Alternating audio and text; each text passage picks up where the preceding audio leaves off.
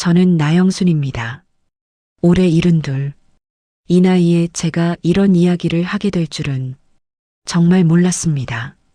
사람 일이란 게 정말 한치 앞도 모르는 거더라고요. 그날이었습니다. 2023년 3월 15일 오후 2시. 저는 병원 1층 원무과 창구 앞에 서 있었습니다. 손에는 떨리는 종이 한 장. 병원비 고지서였습니다. 총 진료비 3,212만 4천 원. 숫자가 눈에 들어오는 순간 저는 그대로 주저앉아 버렸습니다. 다리에 힘이 풀리더군요. 마치 실로 꼬챙이처럼 묶여있던 인형의 실이 뚝 끊어진 것처럼. 보호자분? 창구 직원이 저를 내려다보며 말했습니다. 수술비는 오늘 안으로 정산하셔야 합니다. 중환자실 하루 비용은 따로 추가되고요. 지금 입금 가능하세요? 입금이요? 저는 그 자리에서 핸드폰을 꺼내 은행 앱을 열었습니다. 통장 잔고 28,430원. 3,200만 원이 필요한데 제 통장에 남은 돈은 28,000원. 그 순간 제 귀에서는 삐 하는 소리만 울렸습니다. 세상이 멀어지는 느낌. 마치 제가 물속에 가라앉는 것 같았어요. 눈앞이 흐릿해지고 가슴이 답답해지고 숨이 막혔습니다. 보호자분, 괜찮으세요? 누군가 제 팔을 잡았습니다.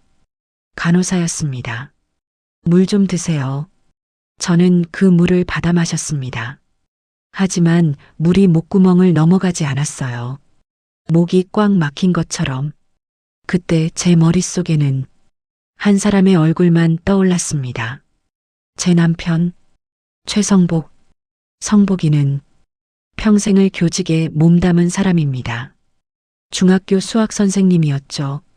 38년을 한 학교에서 근무했습니다. 학생들에게 소리 한 번 지른 적 없고 동료들과 다툰 적도 없고 집에 와서 저한테 화낸 적도 없는 사람. 그런 사람이 제 남편이었습니다. 아침마다 일찍 일어나 학교에 가기 전에 꼭 저한테 말했어요. 오늘도 좋은 하루 보내요, 여보. 그리고 저녁에 돌아오면 현관문을 열면서 말했죠. 다녀왔소. 딱 그 두 마디. 50년을 그렇게 살았습니다. 근데 그날은 달랐어요. 2023년 3월 10일 저녁 7시쯤이었나? 성복이가 현관문을 열고 들어왔는데 얼굴이 이상하게 창백했어요. 여보, 얼굴이 왜 그래요? 제가 물었더니 성복이는 힘없이 웃으며 말했습니다. 괜찮소? 그냥 좀 피곤해서. 그리고 소파에 앉더니 가슴을 움켜쥐었어요. 여보, 그 목소리가 너무 작았어요. 평소와 달랐어요. 왜 그래요? 어디 아파요? 제가 달려갔는데 성복이는 그대로 쓰러졌습니다. 쿵. 그 소리가 아직도 귓가에 생생합니다. 여보, 여보. 저는 119에 전화했습니다. 손이 너무 떨려서 번호를 3번이나 잘못 눌렀어요. 구급차가 도착하기까지 15분. 저는 그 15분 동안 성복이 얼굴을 쓰다듬으며 계속 말했습니다. 정신 차려요. 제발 정신 차려요. 나 어떡해요. 당신 없이 나 어떻게 살아요.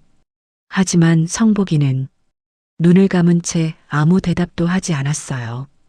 병원에 도착했을 때 의사가 말했습니다. 급성 심근경색입니다. 즉시 수술해야 합니다. 수술은 5시간 걸렸습니다. 저는 그 5시간 동안 수술실 앞 의자에 앉아 손톱을 뜯고 또 뜯었어요. 기도했습니다. 평생 교회 다니지 않았지만 그날은 기도했어요. 하나님, 제발 우리 남편 살려주세요. 제가 대신 아프겠습니다. 제발이요. 수술은 성공했습니다. 하지만 의사는 말했죠. 중환자실에서 최소 2주는 지켜봐야 합니다. 그리고 앞으로 평생 약을 드셔야 하고 재활치료도 받으셔야 합니다. 그때까지만 해도 저는 몰랐습니다. 그 비용이 얼마나 될지. 중환자실 하루 비용 80만 원, 수술비 1,200만 원, 입원비 하루 20만 원, 약값 하루 15만 원. 이틀째부터 병원 측에서 중간 정산을 요청했습니다. 보호자분, 일주일치 비용만 먼저 납부해 주세요. 저는 그제야 정신을 차리고 제 통장을 확인했습니다. 예금 680만 원, 적금 1,200만 원, 평생 모은 돈 전부였습니다. 일단 그 돈을 다 냈습니다. 하지만 2주가 지나자 병원비는 2,400만 원을 넘어섰고 3주가 지나자 3,200만 원이 되었습니다. 그리고 오늘 제 앞에 놓인 청구서는 3,212만 원, 제 통장에 남은 돈은 28,000원. 저는 그날 처음으로 절망이 뭔지 알았습니다. 자식들에게 전화하다 병원 로비 의자에 앉아 저는 떨리는 손으로 휴대폰을 꺼냈습니다. 먼저 딸에게 전화했습니다. 여보세요, 엄마야. 엄마. 무슨 일이에요? 딸의 목소리는 피곤해 보였어요. 미정아. 아빠가 쓰러지셨어. 네. 언제요? 3주 전에. 지금 중환자실에 계셔. 헐. 그럼 지금 어떻게 되신 거예요? 수술은 잘 됐는데 병원비가. 제가 말을 잇지 못하자 딸이 한숨을 쉬었습니다. 아, 병원비요? 응. 3천만 원 넘게 나왔어. 엄마. 딸의 목소리가 낮아졌습니다. 엄마, 나도 지금 상황이 진짜 안 좋아요. 애들 학원비에, 대출 이자에. 저번 달에도 적자였어요. 그래도 미정아, 내 아빠인데. 엄마, 나도 도와드리고 싶어요. 근데 진짜 지금 여유가 없어요. 정부 지원 같은 거 알아보셨어요? 의료비 지원제도 있잖아요. 그런 거 어떻게 하는지 모르는데. 인터넷 찾아보시면 나와요. 엄마, 죄송한데 저는 진짜 힘들어요. 너무 기대하지 마세요. 기대하지 말라고. 제 딸이 제게 한 말입니다. 그래. 알았어. 전화를 끊었습니다.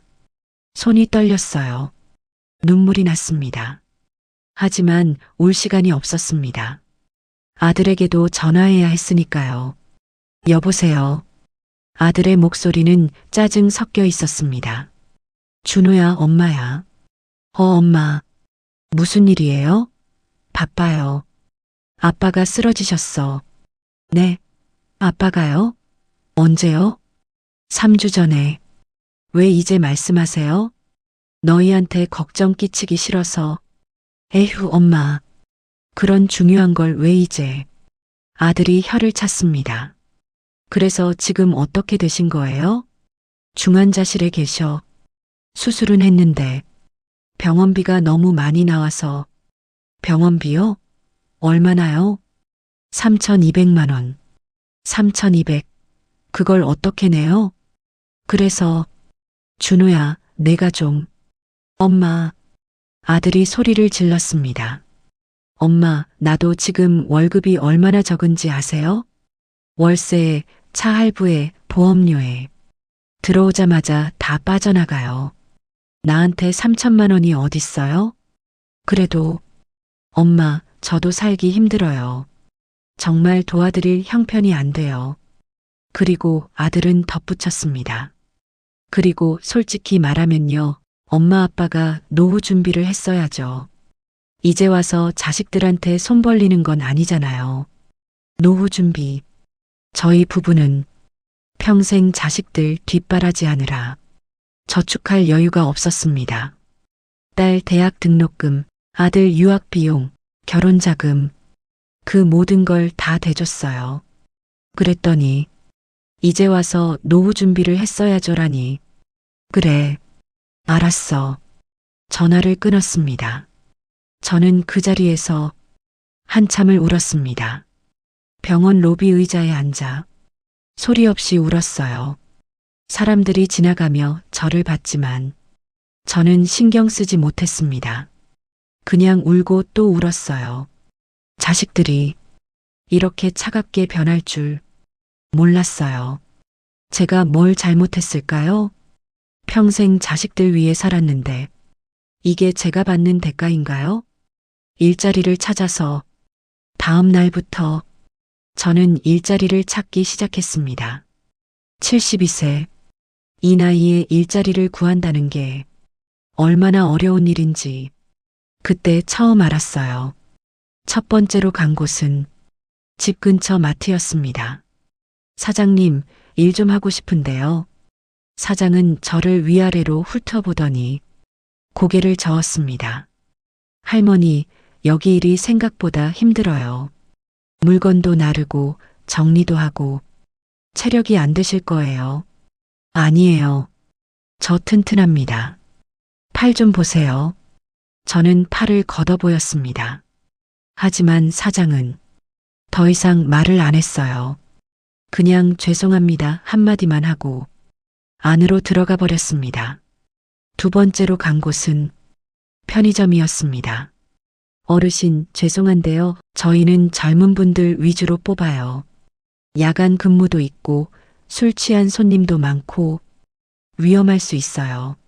세 번째, 네 번째, 다섯 번째 모두 거절당했습니다. 70대는 고용보험 문제가 있어요. 손님들이 불편해할 수 있어요. 요즘 젊은 친구들도 일자리 없는데요.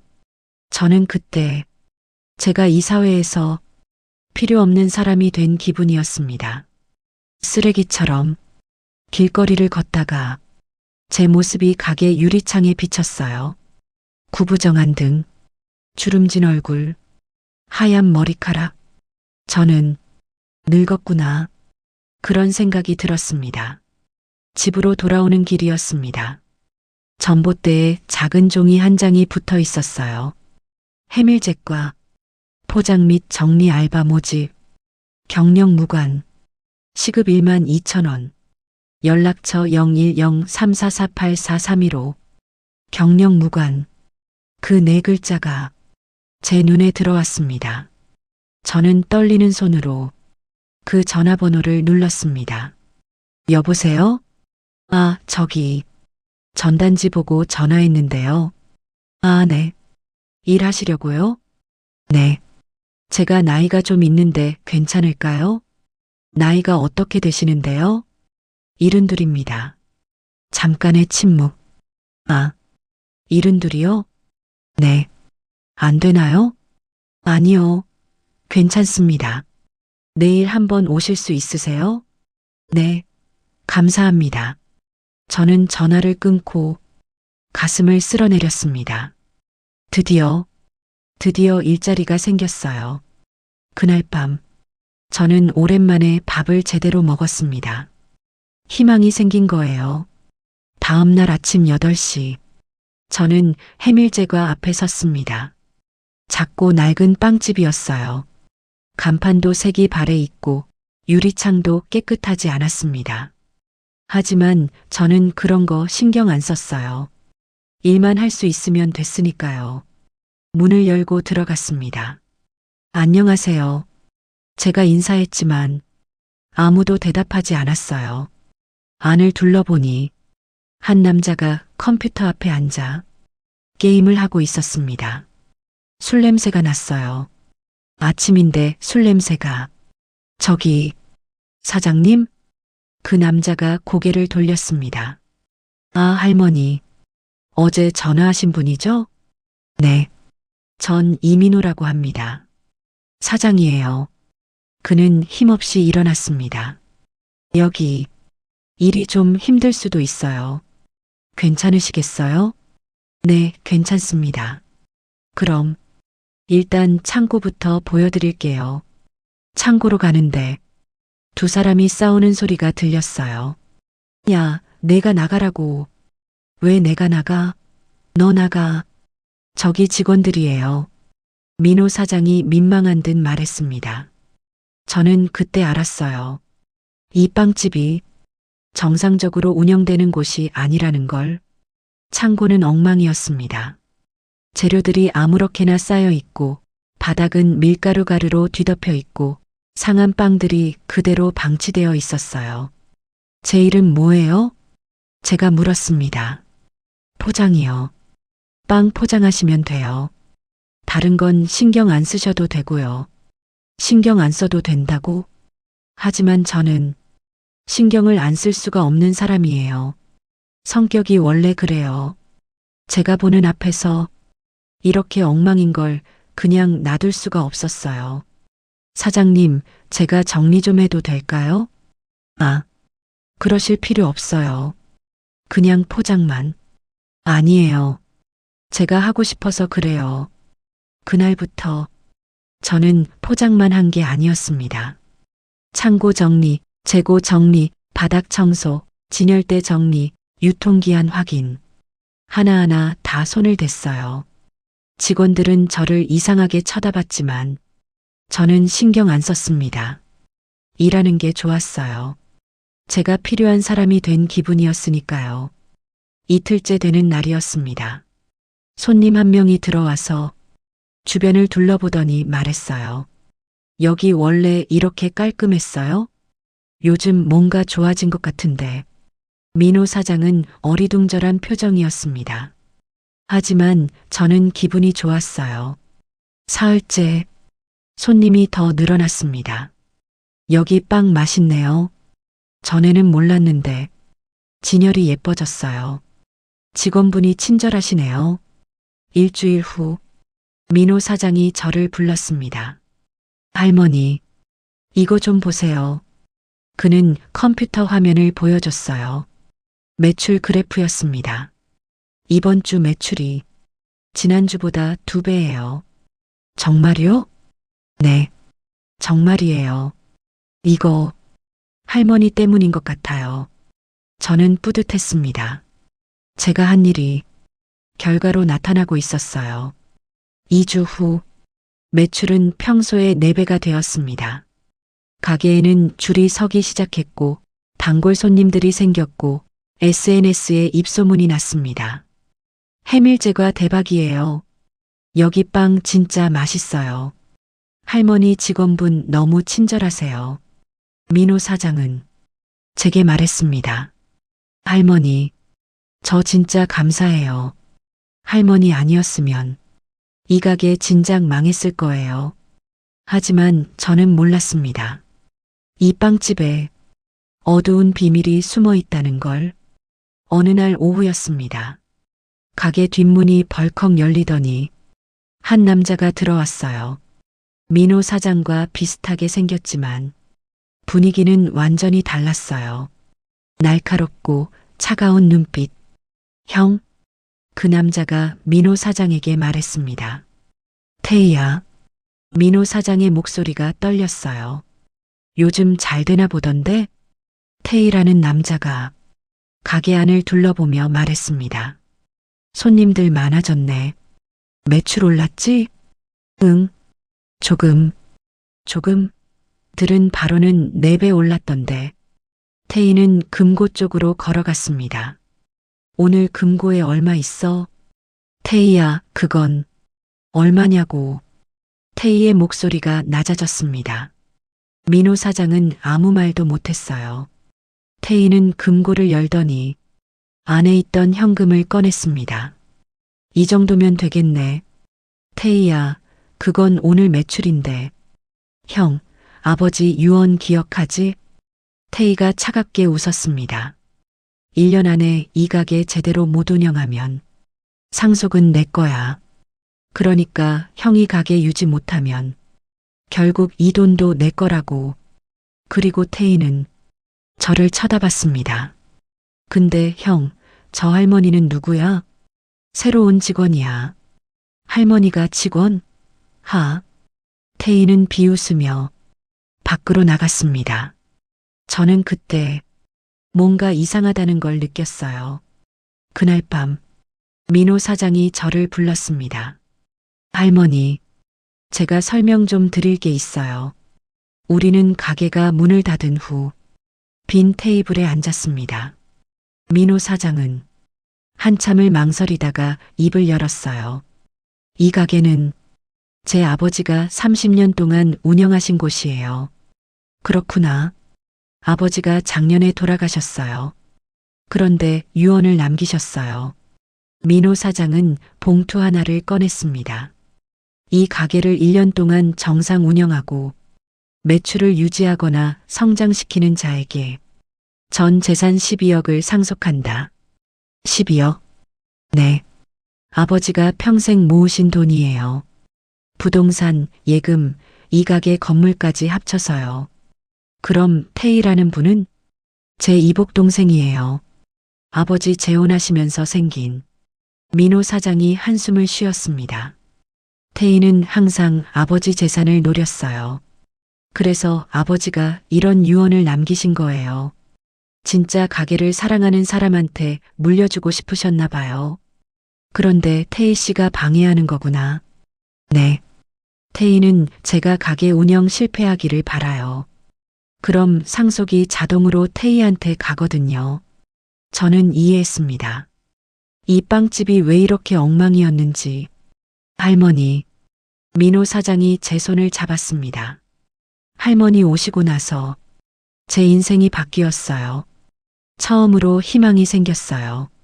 할머니만 계시면 저 이 가게 지킬 수 있어요. 아버지 유언도 지킬 수 있고요. 저는 고개를 끄덕였습니다. 걱정 마. 내가 도와줄게. 그날부터 저의 싸움이 시작되었습니다. 일주일 후부터 이상한 일들이 벌어지기 시작했습니다. 첫 번째, 냉장고 문이 열려 있었어요. 밤새 열려 있어서 재료들이 다 상해버렸습니다. 할머니, 어제 냉장고 문 닫으셨어요? 직원이 물었습니다. 당연히 닫았지. 내가 마지막으로 확인했어. 그런데 왜 열려 있었죠? 두 번째, 빵 반죽에 이물질이 들어 있었어요. 손님이 발견해서 난리가 났습니다. 이게 뭡니까? 빵에서 머리카락이 나왔어요. 죄송합니다. 민호 사장이 사과했지만 손님은 화가 나서 나갔어요. SNS에 악평이 올라왔습니다. 해밀제과 비위생적이에요. 세 번째, 세금 서류가 사라졌어요. 세무서에 제출해야 하는 중요한 서류였는데 금고에서 없어진 거예요. 이거 어떡해요, 사장님. 다시 준비하는 수밖에. 이 모든 게 우연이 아니라는 걸 저는 알고 있었어요. 태희의 짓이었습니다. 어느 날 직원 셋이 저를 창고로 불렀습니다. 할머니, 잠깐만요. 왜? 할머니, 솔직히 말씀드릴게요. 한 직원이 팔짱을 끼며 말했습니다. 할머니 때문에 저희가 일하기 힘들어요. 내가 뭘 어떻게 했는데? 할머니가 너무 많이 간섭하세요. 이것저것 다 정리하시고 저희한테 이래라 저래라 하시고 그건 일을 제대로 하려고 그런 거야. 저희는 할머니 없어도 일 잘했어요. 솔직히 할머니 오시고 나서 더 피곤해요. 다른 직원이 거들었습니다. 할머니, 나이 드셨으니까 이제 그만 쉬세요. 저는 화가 났습니다. 너희들이 지금 나한테 그만두라는 거야? 우리가 사장님한테 말할 거예요. 할머니는 이제 안 맞는다고. 그날 저는 너무 억울해서 잠을 못 잤어요. 제가 뭘 잘못한 걸까? 최악의 날이었습니다. 어느 날 오후 민호 사장이 창백한 얼굴로 저를 불렀어요. 할머니, 이게 무슨 일이에요? 무슨 일? 금고에서 200만 원이 없어졌어요. 뭐?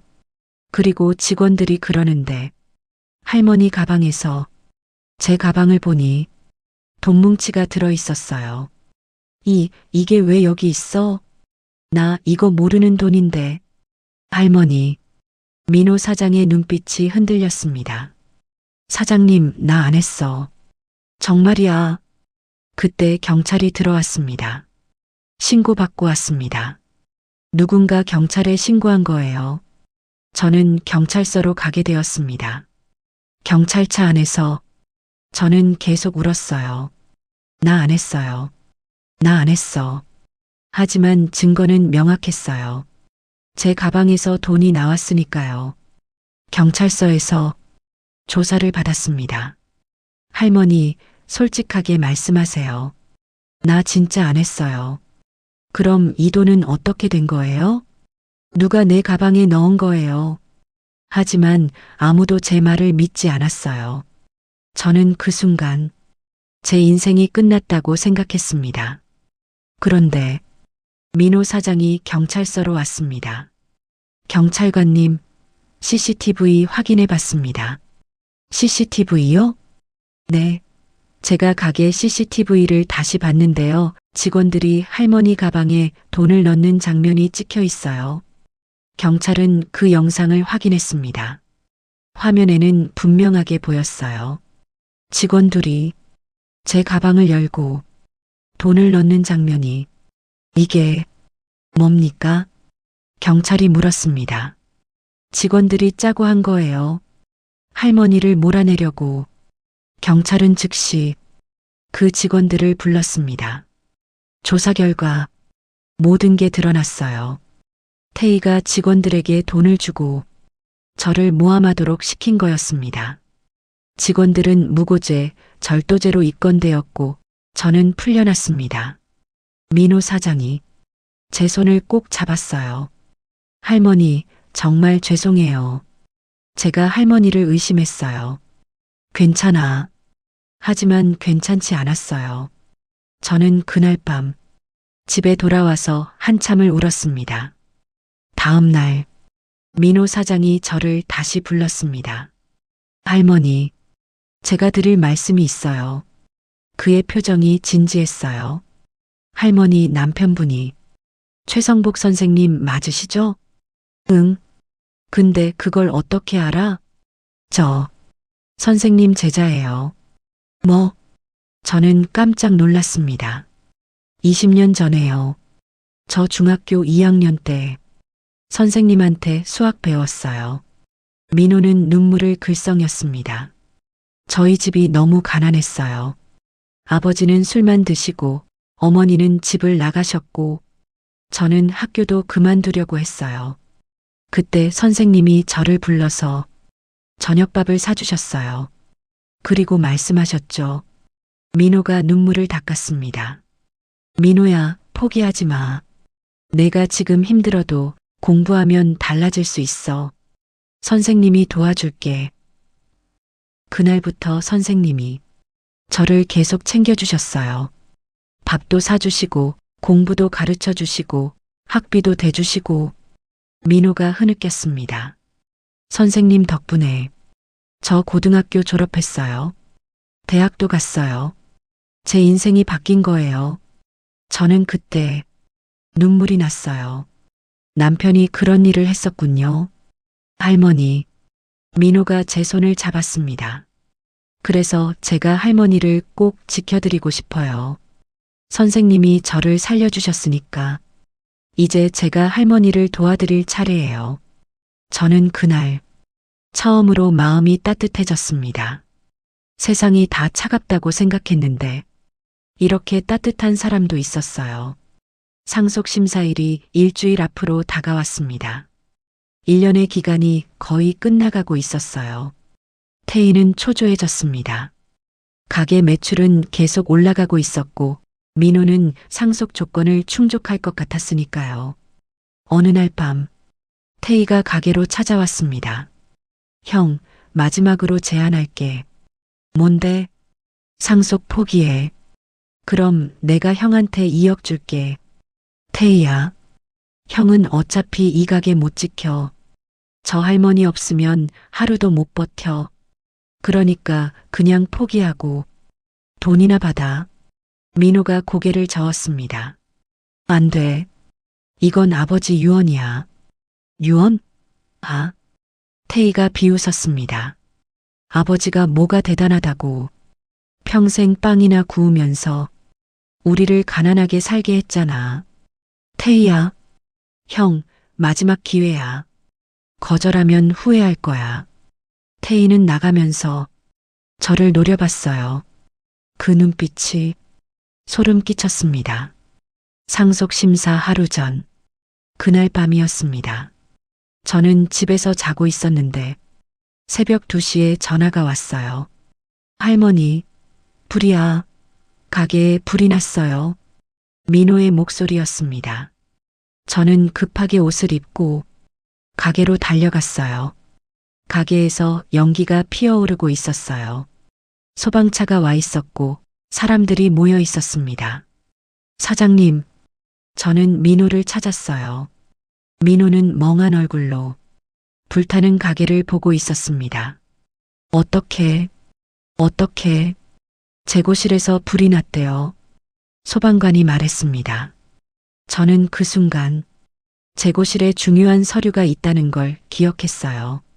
상속 심사에 필요한 서류들, 장부 매출 기록, 모든 것, 서류. 저는 소리쳤습니다. 재고실에 서류가 있어요. 할머니, 위험해요. 민호가 저를 붙잡았지만 저는 뿌리쳤어요. 소화기를 들고 재고실로 뛰어들었습니다. 연기가 자욱했어요. 숨을 쉴 수가 없었어요. 하지만 저는 서류가 있는 곳으로 갔습니다. 불길이 제 팔을 스쳤어요. 아, 뜨거웠습니다. 살이 타는 냄새가 났어요.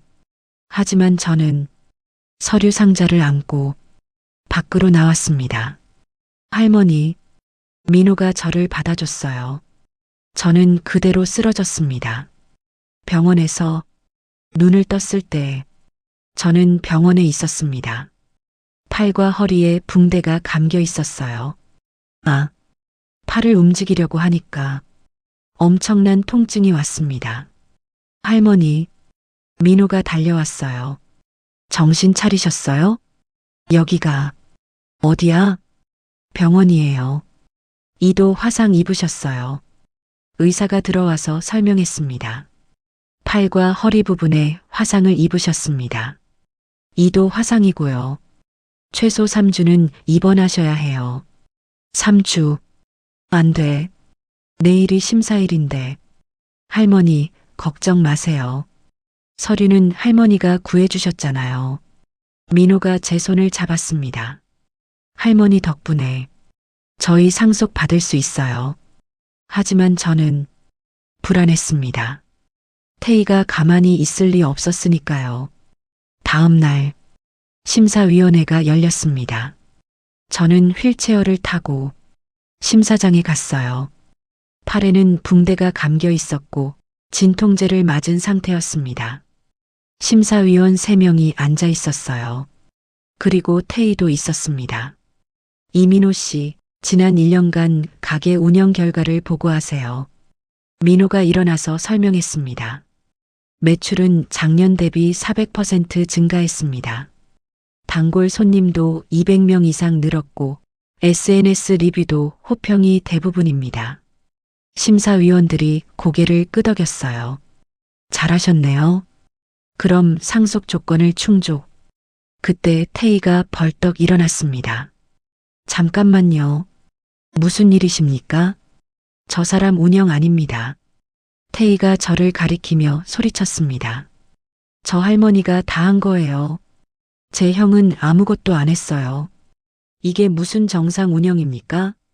심사위원들이 웅성거렸습니다. 그게 사실입니까? 민호가 말을 못했어요. 사실이었으니까요. 이봐요, 이민호 씨. 상속 조건은 본인이 직접 운영하는 겁니다. 다른 사람한테 맡기는 게 아니에요. 제 가슴이 철렁했습니다. 이대로 끝나는 건가? 그때였습니다. 민호가 USB 하나를 꺼냈어요. 심사위원님들, 이것 좀 봐주세요. 이게 뭡니까? 제 아버지가 남기신 영상입니다. 심사위원들이 그 USB를 재생했습니다. 화면에 한 노인이 나타났어요. 민호의 아버지였습니다. 내가 이 영상을 남기는 이유는 내 진짜 뜻을 전하기 위함이다. 모두가 숨을 죽이고 화면을 봤어요. 가게 운영이란 건 혼자 하는 것이 아니다. 함께 하는 것이다. 민호는 착하지만 서툰 아이다. 혼자서는 버거울 것이다. 하지만 누군가 진심으로 민호를 도와준다면 그 사람도 내 가족이나 다름없다. 그러니 아버지가 카메라를 똑바로 보며 말했습니다. 민호를 진심으로 도와주는 사람이 있다면 그 사람에게도 내 재산을 나눠주어라. 그것이 내 진짜 유언이다. 영상이 끝났습니다. 심사장은 조용했어요. 이건 심사위원장이 말했습니다. 고인의 진짜 뜻이 담긴 유언이군요. 태희의 얼굴이 하얗게 질렸어요. 그렇다면 결론을 내리겠습니다. 상속 조건을 충족한 것으로 인정합니다. 다만 고인의 유언에 따라 이민호 씨 80%, 나영순 씨 20%로 상속을 분할합니다. 뭐라고요? 태희가 소리쳤습니다. 이게 말이 됩니까? 저 할머니는 직원일 뿐인데 고인의 명확한 의사가 담긴 영상입니다. 그리고 이태희 씨, 심사위원장이 태희를 보며 말했습니다. 가게 방해, 방화교사, 무고 등 여러 혐의가 있는 것으로 확인됩니다. 경찰에 고발 조치하겠습니다. 그 순간 경찰이 들어왔습니다. 이태희 씨 체포합니다. 태희는 끌려가며 저를 노려봤어요. 하지만 저는 더 이상 무섭지 않았습니다. 6개월 후 저는 지금 남편 옆에 앉아 있습니다.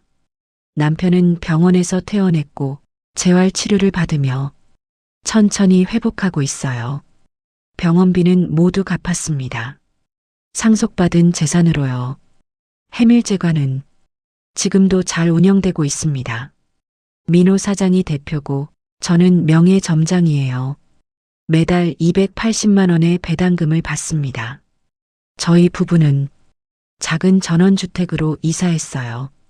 정원에서 꽃도 키우고 텃밭도 가꾸면서 살아요. 가끔 딸과 아들이 찾아옵니다. 예전처럼 냉정하진 않아요. 조금은 미안해하는 것 같아요. 하지만 저는 예전으로 돌아갈 수 없다는 걸 알아요. 어떤 관계는 한번 깨지면 다시 붙이기 어려운 법이니까요. 오늘도 저는 해밀제과에 들렀습니다. 손님들이 저를 보고 인사해요. 할머니, 오셨어요? 할머니 빵 먹고 싶어서 왔어요. 저는 앞치마를 두르고 빵을 포장합니다. 72세. 이 나이에 저는 새로운 인생을 시작했습니다. 사람들은 물어봐요. 할머니, 힘들지 않으세요? 저는 대답합니다. 전혀요. 이게 제일 행복해요. 정말이에요. 돈이 많아서가 아니에요.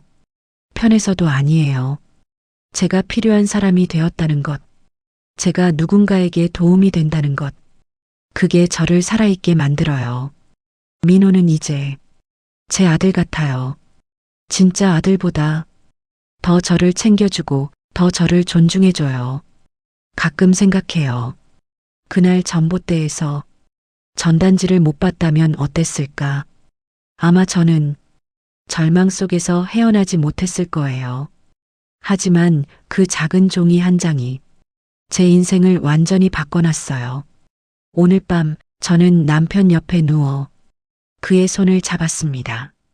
여보, 우리 잘 살고 있죠? 남편이 제 손을 꼭 쥐었어요. 그럼요. 당신 덕분이요. 저는 웃었습니다. 72세의 나이에 저는 배웠어요. 인생은 끝난 게 아니라는 것. 나이는 숫자에 불과하다는 것. 진짜 중요한 건 포기하지 않는 마음이라는 것. 그리고 무엇보다 세상 어딘가에는 저를 필요로 하는 사람이 있다는 것. 그것만으로도 저는 계속 살아갈 수 있어요. 창밖으로 달이 떠오릅니다. 밝고 환한 보름달. 내일도 저는 해밀제과에 갈 거예요. 앞치마를 두르고 빵을 포장하고 손님들을 맞이할 거예요. 그게 제 새로운 인생이니까요. 이것은 72세 나영순의 이야기입니다. 절망에서 희망으로, 외로움에서 가족으로, 끝에서 시작으로 당신도 포기하지 마세요. 당신의 인생도 언제든 다시 시작할 수 있으니까요.